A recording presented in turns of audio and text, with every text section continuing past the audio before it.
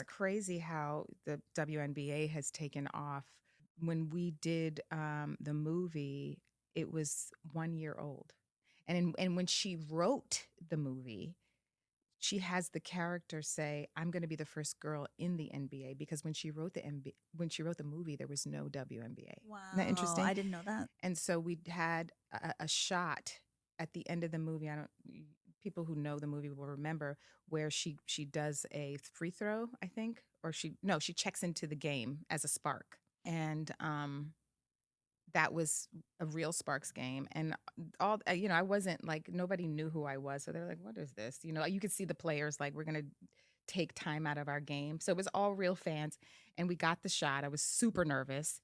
And years later, Gina Prince-Bythewood, who wrote and directed it.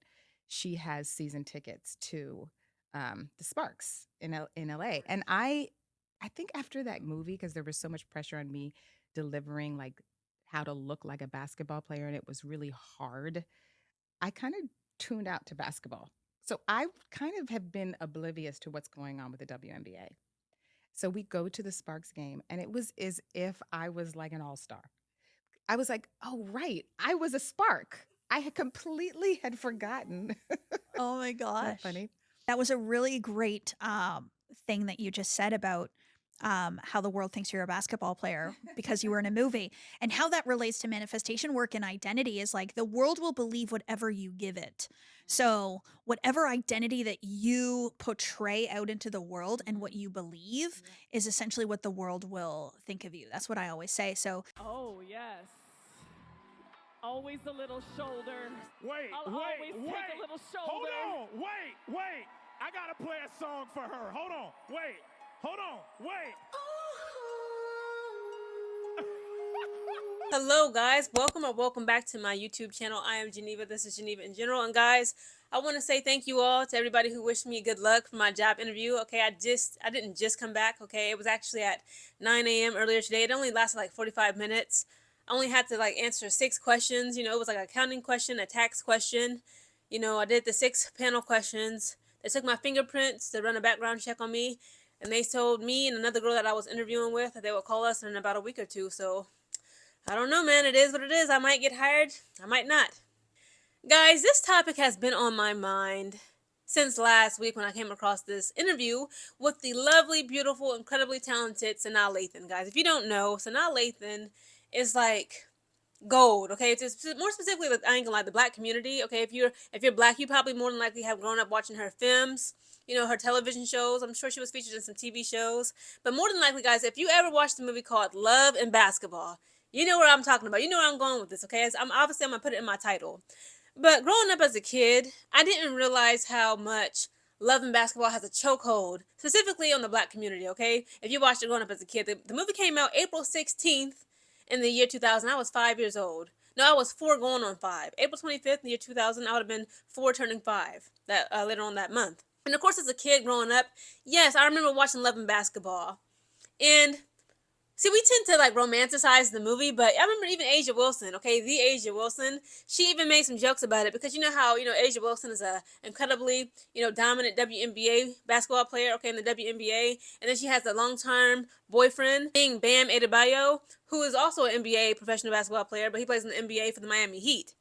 And them coming together, it's like, it's love and basketball. Okay, you got the tall, great, strong, athletic woman with a tall, strong, athletic man. They both are professional basketball players. Just literally loving basketball in real life. And it was funny because Asia Wilson was talking about that movie in an interview about a year or so ago. It wasn't too long ago when she did an interview about the movie, and she was like, "That movie is literally a nightmare because, and again, as kids, when we watch the movies, we don't really understand the messages. Sometimes we don't understand like blatant like the rhetoric. We don't understand the script, the language that the characters are saying and using. And as a kid, I did see it like a romantic movie, and again, it kind of still is. But at the same time, rewatching that movie now as an adult, listen to me. That man did not have to snatch off that knee brace like that and dunk the ball on that woman's head. Okay, she was like, "I'll play you for your heart." Imagine as a woman, okay, you grew up with this man, okay, you had a crush on him since you was a little girl. And he's like, in order for me to be in a relationship with you, I'll play you one-on-one in basketball, 1v1 basketball for your heart. And this man, he was literally coming up off of an injury. He snatches off his knee brace just to show you, like, you listen, you ain't gonna win. You ain't strong enough. You ain't tough enough to play me for my heart. And not only does he snatch off his knee brace, he dunks the ball on your head. This is not a romantic black film, black love film. This is a freaking massacre. This is a nightmare. This is a horror film. Nonetheless, I did enjoy it. And, just seeing Sanaa Lathan in this interview has brought back a lot of memories when I was a kid watching Love and Basketball. So again, guys, just recently, Sanaa Lathan did an interview. And in the interview, she was just talking about how it's so crazy for her to witness how the WNBA has just taken off. Okay, like its impact, its popularity, of course, the interest generated into it has just completely skyrocketed in the past 2 to 3 years, right? But namely because of the likes of Angel Reese and Caitlin Clark. And in the interview, Sanaa Lathan, again, I'm going to, of course, insert the interview prior to my commentary so you guys can see yourself.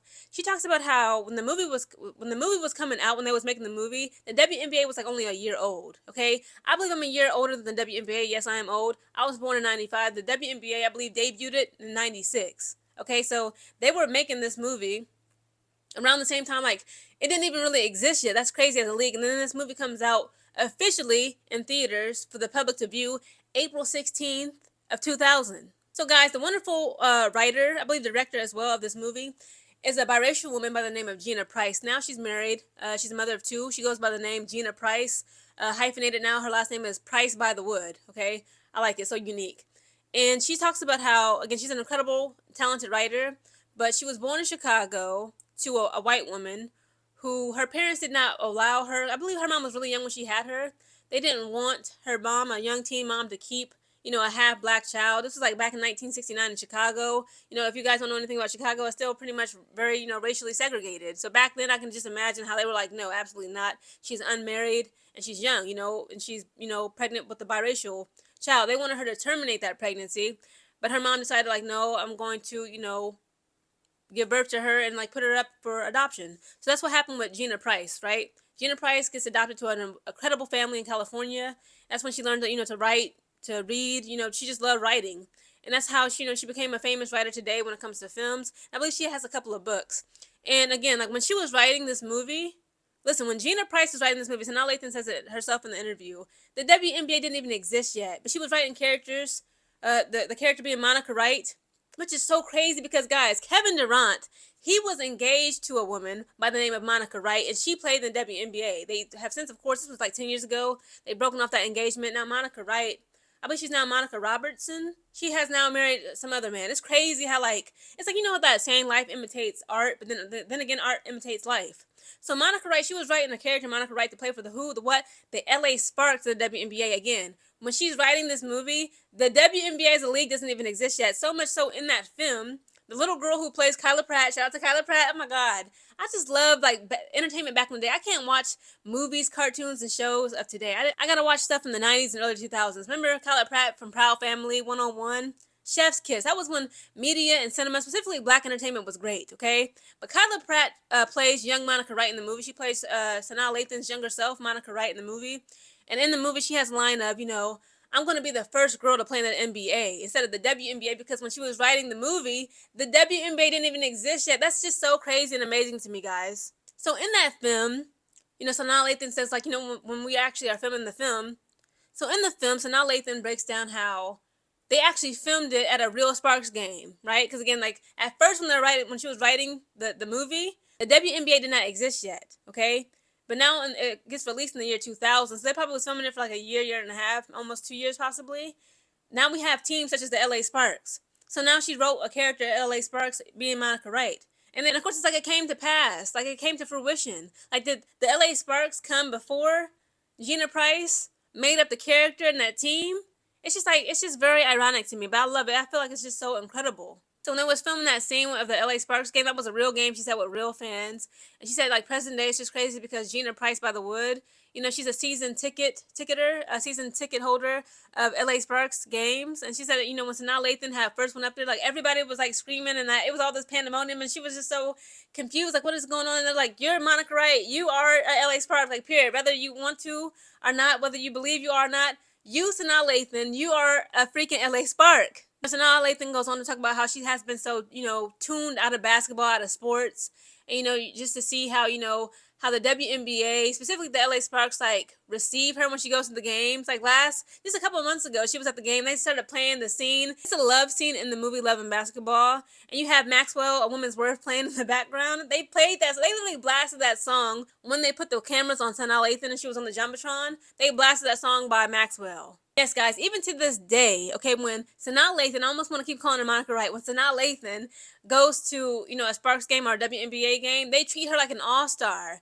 because it's like she literally represented in that role, being Monica Wright in the LA Sparks, alongside the beautiful and incredibly talented Regina Hall, who plays her older big sister, who's kind of like mean to her. Like, you need to stop being a tomboy. You need to stop playing basketball. You need to be a girly girl. Get you a man in college, etc., etc. It was just such a good movie. I might have to watch it today. Yeah, guys, I just wanted to do this little video just to shout out Sanaa Lathan, shout out Gina Price. That's crazy to me that she was writing this film when the WNBA didn't exist yet. And now look at it. And even Sanaa Lathan's like, I'm in awe when I see how incredibly far this league has gotten. And every time I go to the LA Sparks games, they show me so much love. They give me so much praise. They literally see me as the Monica Wright who played for the LA Sparks in the movie Love and Basketball. Sanaa Lathan, you are a LA Spark.